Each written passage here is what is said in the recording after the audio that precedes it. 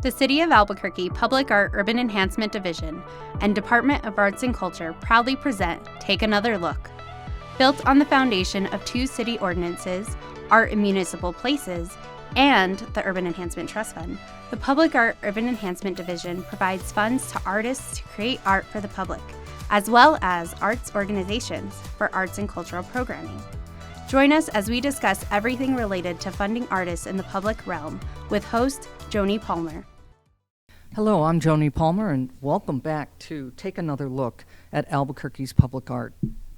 Today we will be talking about the big changes in the city's public art landscape, with a forthcoming bigger budget and with it the ability to pursue bigger ideas. This afternoon I am talking with Sherri Brueggemann and Dorothy Stermer. Thank you for joining us again, Sherri. This is your third appearance on our show, so this is exciting. Yep. So those of you, if you have forgotten, Sherri is the manager of the city's public art program. She has been with the city for 19 years. Welcome back. Thanks. Glad to be here again. And also joining us in the studio today is Dorothy Stermer. So Dorothy currently serves on the Albuquerque Public Arts Board representing District 9, and District 9 is located in the far southeast heights and the foothills. She attended the University of New Mexico, where she received her bachelor's and master's of science degrees in chemical engineering, and had a career at Sandia National Laboratories as an engineer and as a manager. Dorothy grew up in a family of artists and manages the John Stermer Fine Art Estate. She has a rich understanding of the dual needs of artists to express their creativity and also run a business. Throughout her career, Dorothy served on various arts-related boards and volunteered with nonprofit organizations in our community. She appreciates artists' contributions to the public and knows that they are the heart and soul of our community at large. It's true. Thank you for joining us today. It's my pleasure. Thank you for letting me join you. Of course. So I'm gonna start with a preface to our conversation. And for those of you who have done your homework, just hang on with me for a minute here. I'm gonna read an excerpt from the city's public art program site. So Art in Municipal Places Ordinance. The Art in Municipal Places Ordinance, a very bold initiative approved by the Albuquerque City Council in 1978, set aside 1% of city construction funds derived from general obligation bond program and certain revenue bonds for the purchase or commission of works of art.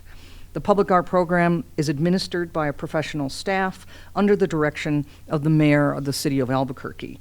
A basic factor in art selection depends on the site for the artwork.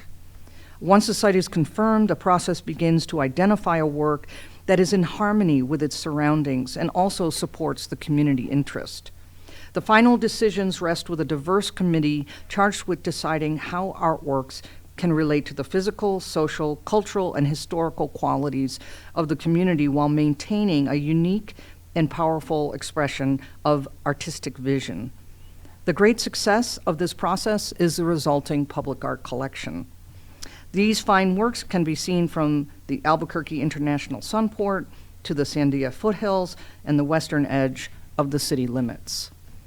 So with that in mind, I have a few questions for both of you to guide us through a conversation about this bigger budget that you're going to have that's going to allow the public art staff and the board pursue bigger ideas. And so I'm going to start with you, Sherri. In October 2022, the City Council approved an ordinance change from 1% to 5% of general obligation bonds for art. Can you explain how this funding formula works? What does that mean? Sure. Okay, but I'm going to correct you. We went from 1% to 1.5%. Oh, what did I say? You said 5%. Oh, I was like, woo, woo. Wow, wouldn't that be great? Get out your checkbook. From 1% to 1.5%. Yes. Yeah. So, the way the funding formula works is so the City Council, in partnership with all the city departments, puts together a capital budget every 2 years, and that is then presented to the voters of Albuquerque for approval in the form of general obligation bonds. And general obligation bonds are basically a way of sort of funding capital improvements to build things like storm drainage, trails, libraries, swimming pools, police stations, bus stops, all the things that we have in our hardscape of Albuquerque. And then those bonds are paid back through property taxes that are collected. So it's kind of like taking out a mortgage and then you pay it back, right? But the city has a method and a process for doing that every 2 years. And so when the 1% for Art program was first started, 1% was set aside from those bonds. It's all included to fund public art. And about 15 years into the program, we realized that we didn't have any way of taking care of the public art collection. So we implemented a formula that said that up to 20% of the 1% could be used to take care of public art. Okay. So over the years, as the increase in funding for capital projects has gone up, we ended up with more public artwork, but then it kind of tapered off, and we kind of ended up in like a scenario where we had more funds to purchase and acquire artwork, but we weren't keeping up with the amount of money that we needed to take care of them. Right. So in order to be able to do that, we advocated, we did a full analysis of the amount of funds and the amount of artworks and our anticipated conservation cost, and decided to advocate for an extra 0.5% to take care of the public art collection and to manage the way that we do public art in the city a little bit differently. And so, like, for example, today's election day. We're recording this on election day, and the voters are going to the polls, and they're voting on a general obligation bond package that includes money for public safety, senior family centers, affordable housing, parks and recreation, streets, storm drainage, libraries, all of the good stuff. And so, as an example, the Parks and Recreation Bond in front of the voters today is right at $35 million. And so under this new formula, the public art program will generate about $525,000 towards public art for just, from just that bond. This is one of the biggest bonds that the city's ever put before the voters. So we're hopeful that people support the way that we make our investments in our community. And we'll see what the results are going to be after today. But with the change of that formula, I'm going to get a little tiny bit technical here, because when we implemented 1.5%, we also increased the percentage that we could use to take care of public art. So now, instead of using only 20% of the 1%, we can use 25% of the 1.5%. So if anybody's listening, you want to get out your calculators, run some numbers, basically. So out of that, roughly $530,000 that will be generated from Parks and Recreation bonds, just that bond, 132,000 of that will be used to be able to take care of art. So that's a percentage of a percentage. And is that then, that amount is for those projects that are created out of those funds, or does that go into a large? So I guess my next question is about, what is your budget? Can you explain a little bit about your budget? What's it comprised of? Sure. So we have to spend the project money, which is the 1%, for artworks based on the general obligation bonds. So we do projects that are tied into trails, tied into parks, tied into libraries. They got to be site specific. But the conservation funds go into more of a general fund that we can use to take care of whatever we need to take care of. Okay. And so when we actually, for some of you, some of this language might be really new or a little bit confusing. If you go to the city's website and look at the ordinance, there's a glossary of terms, which is actually very helpful. So take a look at that. Okay, so a couple other things. What in general does this bigger budget mean for you and your staff in terms of the future of this program? Well, it means a lot more work for me and the staff, which is great, and more work for the Albuquerque Arts Board that reviews all the projects. But what it means for the citizens is a lot more public art in our community. We're going to be able to do a lot more outdoor work, larger scale projects. We're going to be able to do more murals. In partnership with maybe private business owners that, provide a match. We're going to be able to do more temporary work, more digital work. And we're going to be able to really be more strategic about how we're going to develop our indoor collection. So these are the works of art that hang on the walls. And they might be paintings or tapestries or carvings or three-dimensional works like pottery. So, for example, like November is the Native American Heritage Month. And so we'll be able to build in calls for artists to acquire works that tie into these cultural themes and cultural celebrations of, of what we want to make sure we showcase here in our public art collection. That's exciting. And it also, making the point that it's not just those outdoor sculptures, but in many municipal buildings, if not all around the city, have public art hanging on the walls or pieces that are out on display. Yep. Yeah. Okay, so now that we've talked about the ordinance from a city staff perspective, let's talk about it from the perspective of an Arts Board member. And so again, thank you, Dorothy, for joining us. I'm wondering, how did you get involved in the public art program, and why did you join the Arts Board? Yes, well, my family has been involved in the arts. My parents were, and so I grew up in an artist family. And my parents both were leaders in southwestern New Mexico. My dad was on the New Mexico Arts Commission. So I've always been aware that art and supporting artists and public art is very critical to our communities. And so my friend Janet Thompson had been on the Public Art Board, and she was cycling off, and she knew I would be thrilled to be part of this board. And she suggested to Don Harris, who was the counselor at the time of District 9, that I be considered, and I was considered, and I'm very happy for that. Yeah. It is such a fun board, and people work so collaboratively. I recommend it. And so how long is your term? There are 2 terms of 3 years. Yes. Okay. Yep. So think about that. Yes, people out there exactly. interested in the arts. And so what is your role on the board? Your official role, but also, tell us a little bit about how you perceive your particular role on the board with regard to District 9. Sure. So I see my role on the board in 3 different aspects. And the first one is District 9. No particular order, but that, of course, is something I need to make sure I take care of.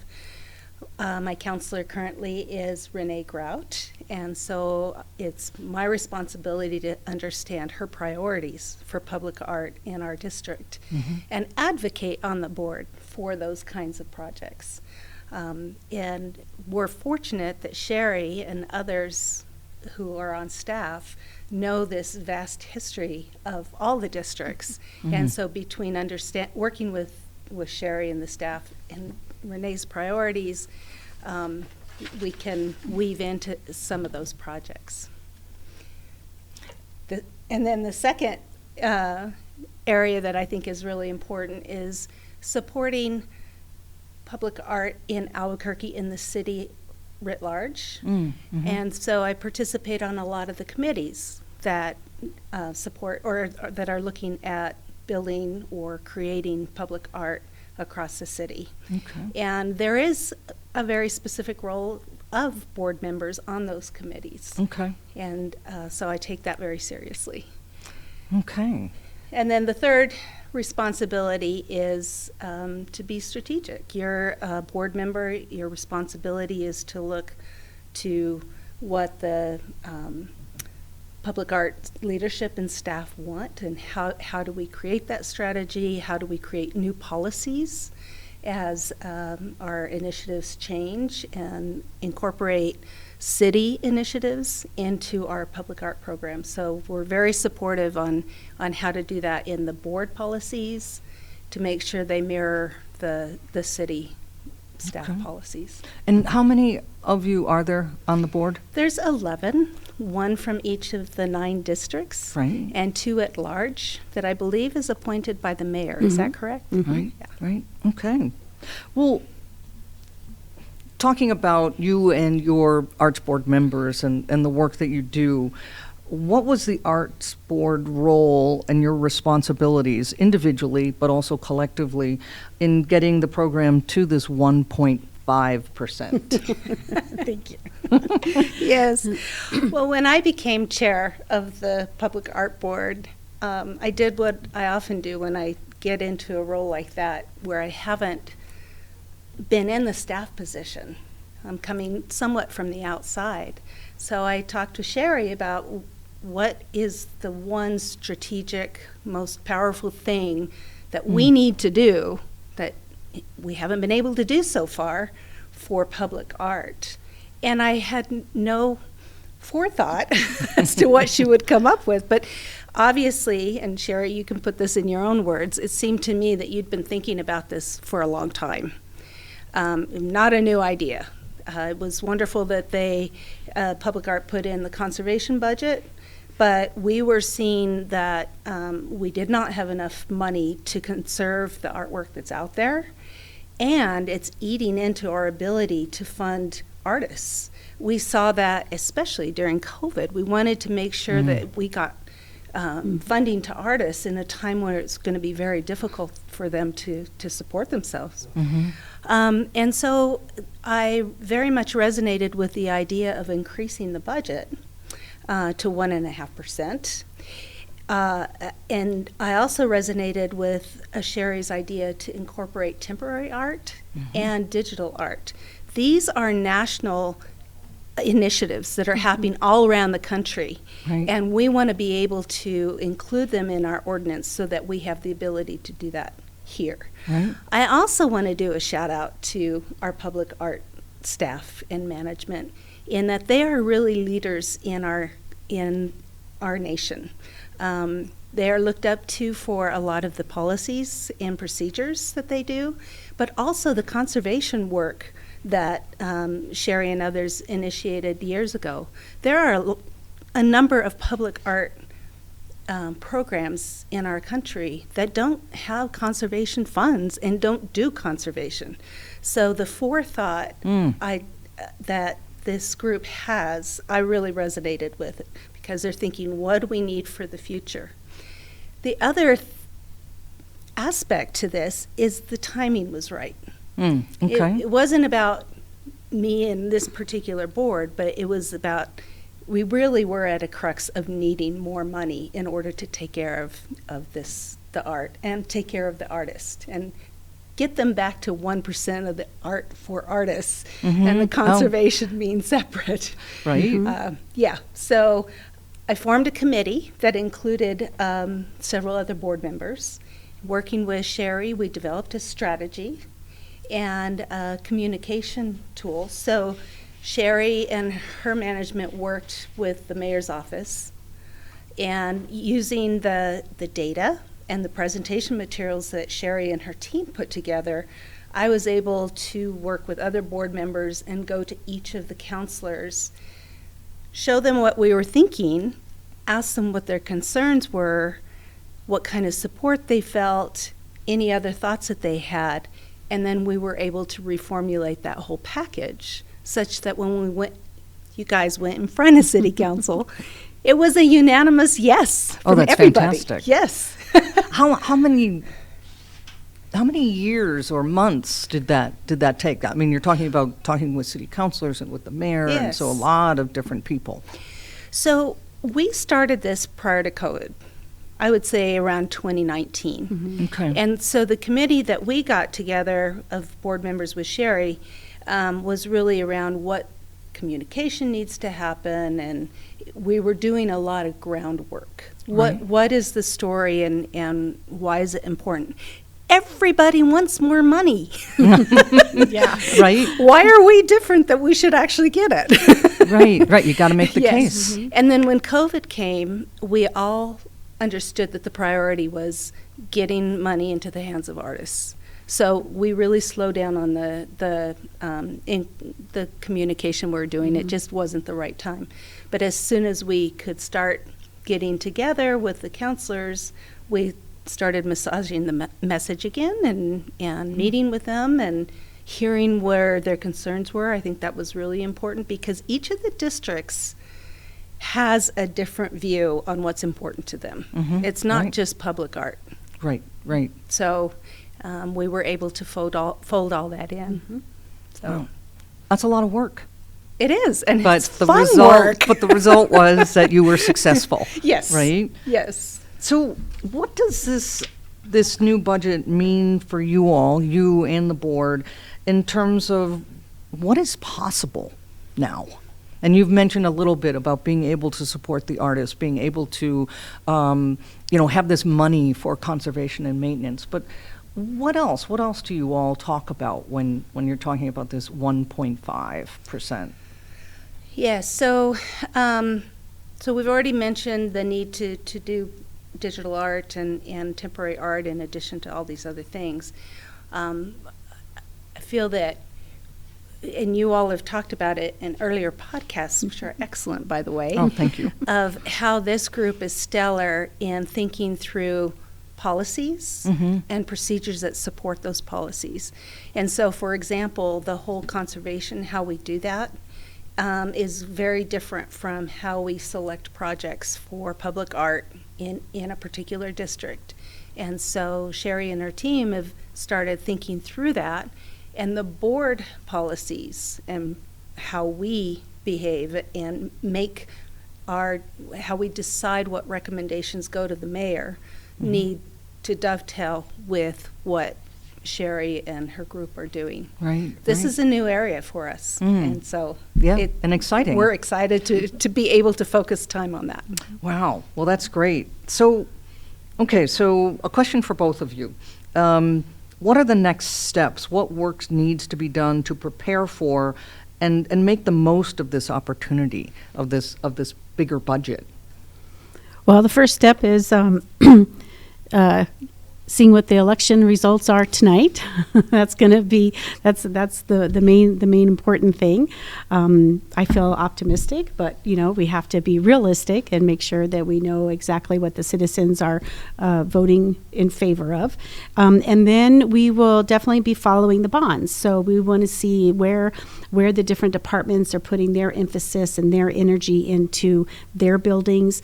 For example, we know that there's going to be a big sort of community complex out on the west side near Coors, sort of in the Cibola High School area, that's going to include a community center, possibly a swimming pool, library. So that's going to be a whole complex. It's going to be very exciting because we have a lot of pots that we can pull from to put 1% for art out there. So that might be a big outdoor work that can sort of serve as a wayfinding, a beacon to that community complex. But also, we're going to be continuing to work on things that are already high priority initiatives, like the rail trail project. That project started off with a pretty small scope. It's now gotten larger and a lot more complex and exciting. But public art is going to be right there every step of the way on that one. But it is also, like I said, going to give us an opportunity to look at some of the maybe some of the omissions in the two-dimensional collection to see, which artists do we need to make sure are represented in that part of the public art collection. And then we'll be able to showcase them in our brand new gallery that's coming online in January, which we'll talk about in a future episode. Exactly. Be able to continue to really look at the way I think what's going to be most important, we talked about the public art census in a past episode too, really looking at what the public art census tells us is going on out there in the world. Where are artists wanting to express themselves? How are they wanting to be creative? And following them. They're the ones that are kind of, blazing the trail in these areas. So how can we be there to support them as well? Okay. And now, how about from your perspective? Yeah, so it very much ties into what Sherri just said, looking at what bonds have been approved and such. So each of the board members will be thinking about their district, their counselor's priorities, what projects we have in the wings that might get elevated or vice versa. But we're also responsible for looking more strategically at the city, and that includes the two at large, but all of us do, and coming up with a plan for the year. We do it every year. We come up with, this is where we think our outlook is for the next 12 months. Okay. And that can morph, but at least you have a plan to work off of. Right. And so this is perfect timing for us to look at the results of the bonds, how do we tweak our past plans, and what big initiatives do we have coming forward. Yeah, and I'll just add real quick too that our planning department is doing all of their sort of community planning identity areas, and they're out there getting a lot of feedback from the public that are attending their workshops, helping to inform what they see as important as public art in their community. So we're not just doing this in a little vacuum of kind of our little world in the Department of Arts and Culture. We are working interdepartmentally across a lot of different areas to get really good information. Yeah, that makes a lot of sense. Well, I have another question for you then. You've talked about a lot of work that you do and your other Arts Board members do. You meet once a month? Correct. And so everybody comes to the table, you develop this plan for the year, and then every month you're meeting to discuss different elements of that plan. Yes. Okay. And we're very fortunate that Sherri's staff is expert at facilitating these community engagement sessions. Okay. And so the board members are very much supported in the role that we play in supporting public art. I thought I had another question, but I can't think of it right now. So anything else, any other thoughts that you have that you want to share with the audience before we end our conversation? Well, I'll just share that, the Arts Board is, they do sort of the final reviews, and they're looking at all the decisions and the processes from sort of the policy perspective to make sure we followed our rules and, that we did the engagement. But the most important part of this process is that for every single project, we have an art selection committee. And we'll have one or two board members sit on that committee. But the committee's made up of people from the neighborhood, from the user agency. So if we're doing a project in a library, we have library staff.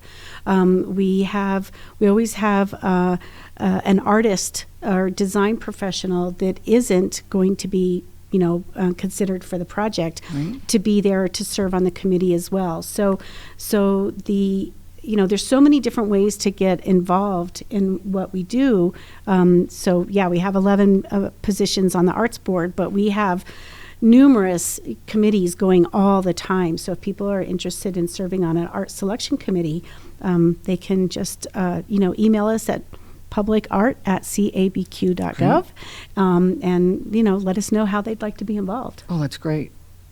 Yeah, I echo that. And in addition to outreach to the public, this organization does an amazing job of outreach to artists. We're always trying to think about how we can reach out to artists in different ways, so it's not just a traditional web-based system. There's other ways that we try to engage artists. Yeah, lucky artists here in Albuquerque and New Mexico and beyond. All right, well, thank you both for joining us today. Sure, my pleasure. Thanks. Yeah, some exciting stuff coming up.